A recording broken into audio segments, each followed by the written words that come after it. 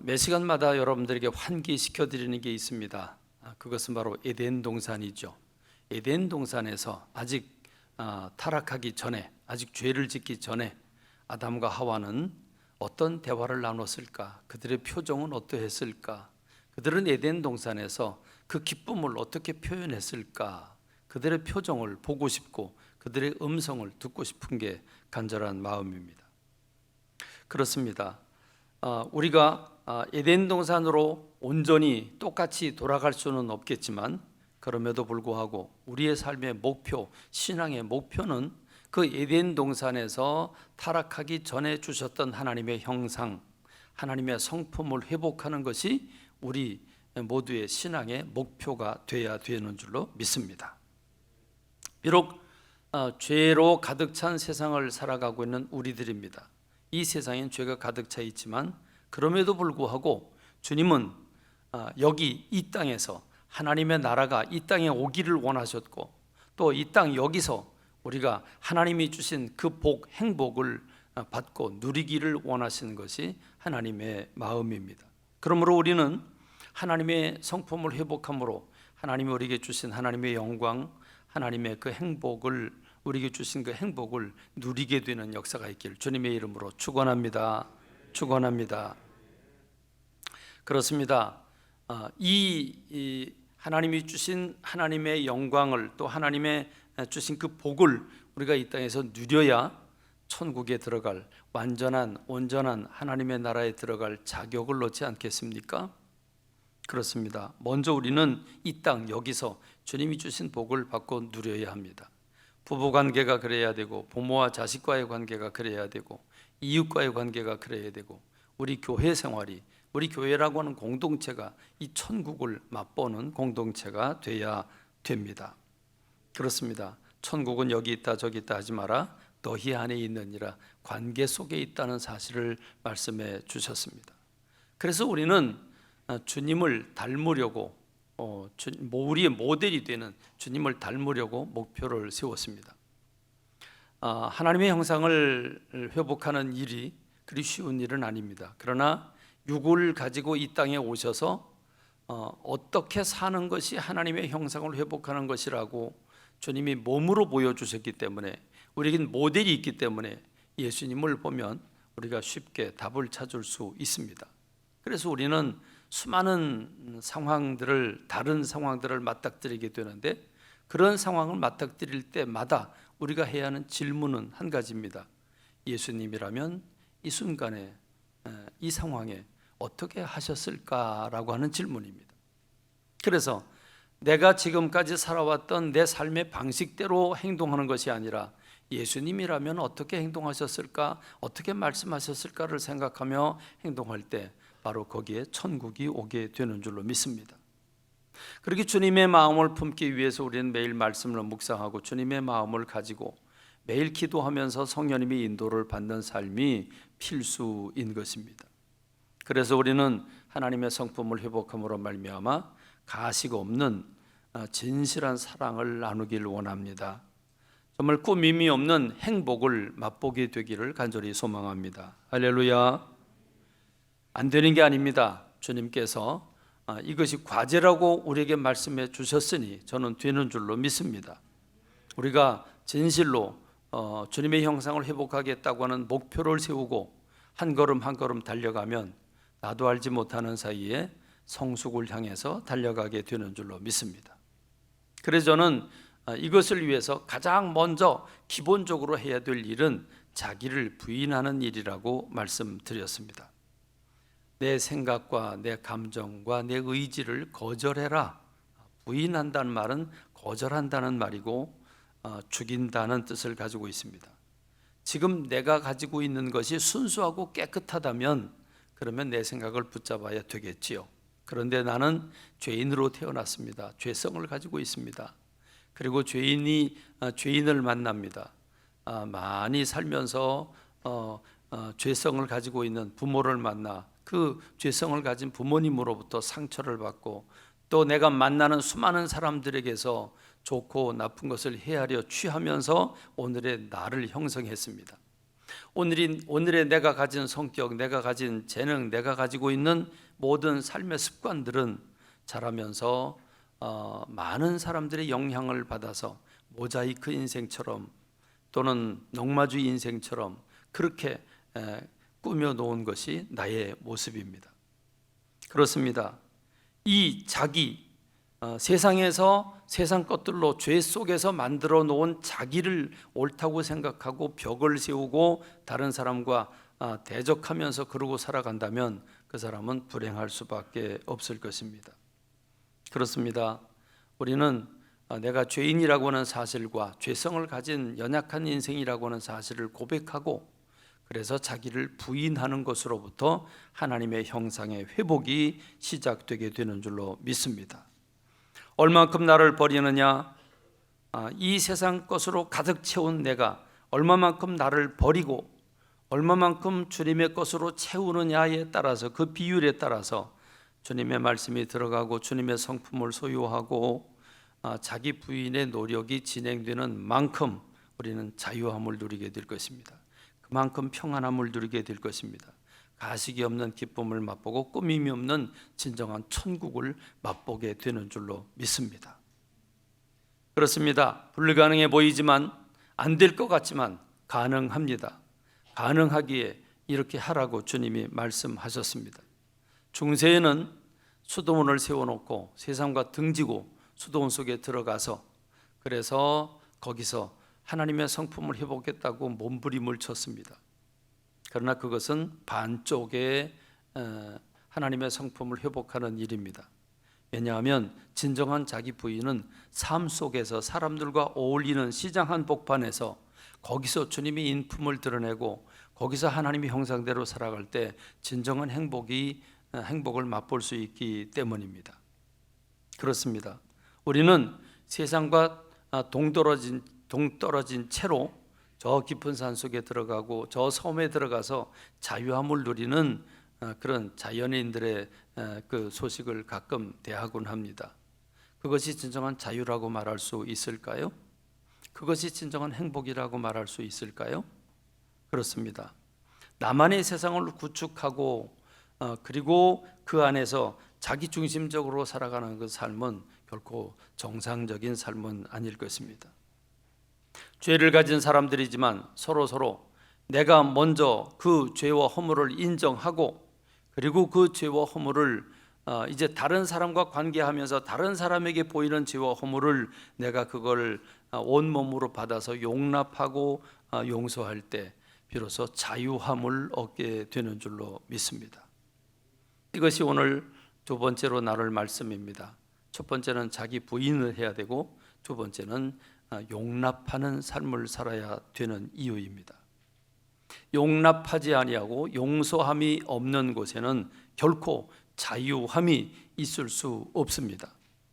용납과 용서가 없이 지구 정반대편에 가서 혼자 외딴 섬에 가서 산다고 할지라도 그것은 바로 그 사람을 가두는 감옥이 되어버리고 말 것입니다.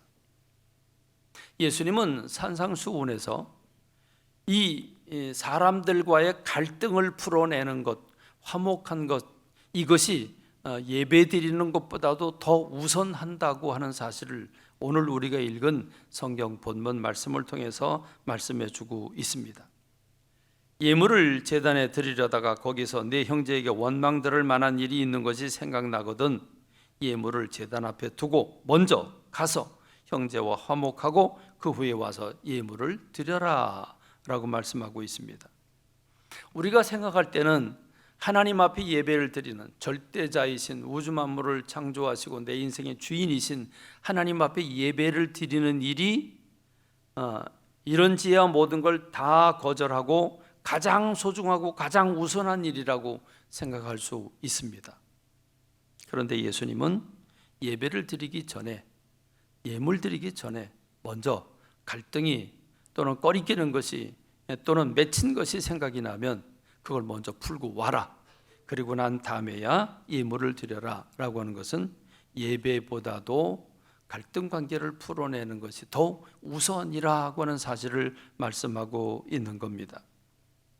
나아가서 이런 예도 주십니다. 너를 고발하는 자와 함께 길에 있을 때 급히 사화하라 그랬습니다. 너를 고발하는 사람, 법정으로 끌고 가려고 하는, 법정으로 이 문제를 가지고 가려고 하는 상황 속에 길에 있을 때에, 자, 고발하는 자와 함께 길에 있다는 말은 가고 있는 중이라는 거죠. 법정에 가는 중이라고 할지라도 법정에 가기 전에 급히 사화해라. 그 고발하는 자가 너를 재판관에게 내어주어 재판관이 옥리에게 내어주어 옥에 가둘까 염려하라. 진실로 내게 이르노니 내가 한 푼이라도 남김이 없이 다 갚기 전에는 결코 거기서 나오지 못하리라 그랬습니다. 무슨 말씀입니까? 법정까지 갈등의 문제를 가지고 가지 마라라고 하는 것입니다.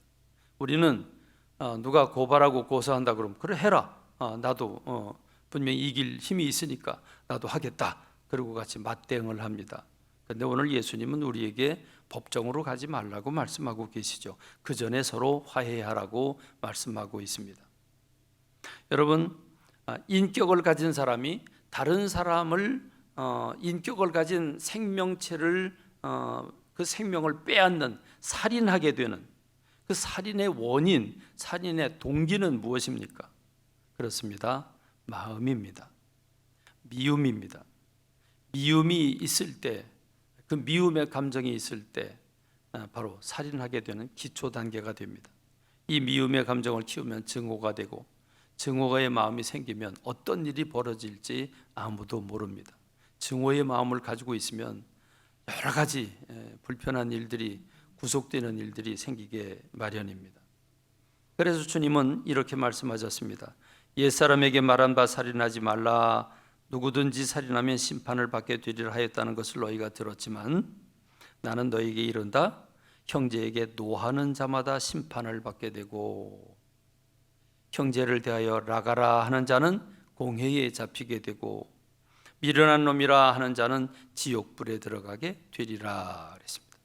여러분, 이 말씀이 구약의 율법이 아닙니다. 신약의 말씀입니다. 예수님의 말씀입니다. 우리에게 주시는 주님의 음성입니다.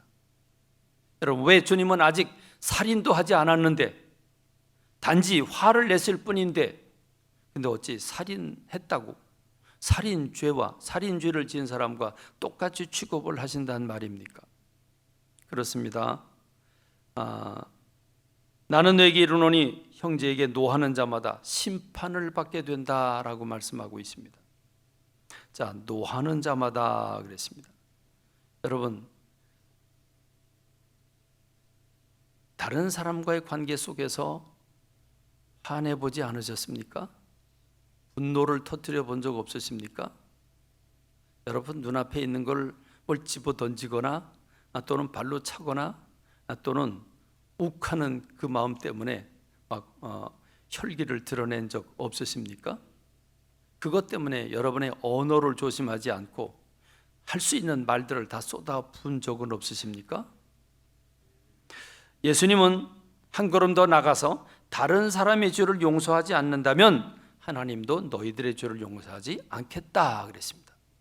자, 다른 사람을 향해서 혈기를 내고 또는 욕설을 하고 또는 판단하는 말을 하는 것 자체도 그게 심판받을 일인데, 그런데 네가 다른 사람의 죄를 용서하지 않으면, 다른 사람을 용납하지 않으면 나도 내 죄를 용서하지 않겠다라고 주님이 말씀하신다고 하는 겁니다. 예수님께서 어떻게 기도해야 되는지 가르쳐준 내용은 두 가지 내용으로 압축되어 있습니다. 하나는 하나님을 향한 기도를 드리고 하나는 너희들을 향한 기도를 드리는데, 하나님을 향한 기도는 그러므로 너희는 이렇게 기도해라. 하늘에 계신 우리 아버지여, 이름이 거룩히 여김을 받으시오며 나라가 임하시며 뜻이 하늘에서 이룬 것 같이 땅에서도 이루어지이다. 하나님의 이름을 드높이고 하나님의 뜻이 이 땅 위에서 이루어지고 하나님의 나라가 형성되기를 위해서 기도해라. 그리고 두 번째는 너 자신을 위해서, 육체를 가진 너를 위해서 기도해라 하면서 우리에게 일용할 양식을 주시옵고, 우리가 우리에게 죄 지은 자를 사하여 준 것 같이 우리 죄를 사하여 주시옵고, 우리를 시험에 들게 하지 마시옵고 다만 악에서 구하옵소서. 이 기도를 드려라. 주님이 기도의 정답지를 주셨습니다. 그런데 자, 우리가 기도할 때면 하나님 앞에 물질 달라고 기도도 하지만 우리가 내 죄를 용서해 달라고 한 기도를 우리가 수없이 주님 앞에 새벽마다 주님 앞에 가장 먼저 올려드립니다. 그런데 주님이 뭐라고 말씀하십니까? 우리가 우리의 죄 지은 자를 사하여 준 것처럼 우리의 죄도 용서해 주옵소서. 내가 다른 사람 나에게 허물을 가지고 나에게 피해를 끼치고 상처를 준 사람, 그 사람을 용서해 준 것 같이 나도 용서해 주옵소서. 이렇게 기도하라고 주님이 가르쳐 주고 계신 겁니다. 여러분, 이 말씀의 뉘앙스는 어떻게 우리에게 들려집니까? 우리가 다른 사람의 죄를 용서하지 않으면 하나님도 우리의 죄를 용서해 주지 않겠다는 느낌을 받게 합니다. 근데 여러분, 이것은 느낌 정도가 아닙니다. 주님이 이 말씀을 못 알아들을까 봐 주기도를 어떻게 해라라고 주님이 가르쳐준 기도를 가르쳐준 다음에 덧붙인 말씀이 있습니다. 그 덧붙인 말씀이 마태복음 6장 14절로 15절인데 너희가 사람의 잘못을 용서하면 너희 하늘 아버지께서도 너희 잘못을 용서하시려니와 너희가 사람의 잘못을 용서하지 아니하면 너희 아버지께서도 너희 잘못을 용서하지 아니하시리라 말씀하셨습니다. 그러니까 여러분, 뉘앙스가 아닙니다. 조건적입니다. 네 죄가 용서받으려면 먼저 다른 사람의 죄를 용서해라. 그렇지 않으면 네 죄도 용서받지 못한다 라고 말씀하고 있습니다. 여러분, 그러니까 우리가 다른 사람의 죄와 허물을 용서해야 되는 이유는 뭐냐면 그 사람을 사랑하기 때문에 할 수도 있겠지만 그러나 그것보다 먼저 나 자신을 위해서라는 겁니다.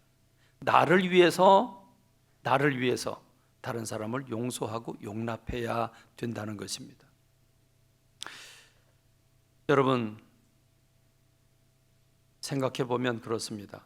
내가 다른 사람의 죄와 허물을 용서하지 않으면 그러면 마음에 뭐가 남아 있습니까? 그 사람에 대한 서운한 감정이 남아 있습니다. 꺼리끼는 감정이 남아 있습니다.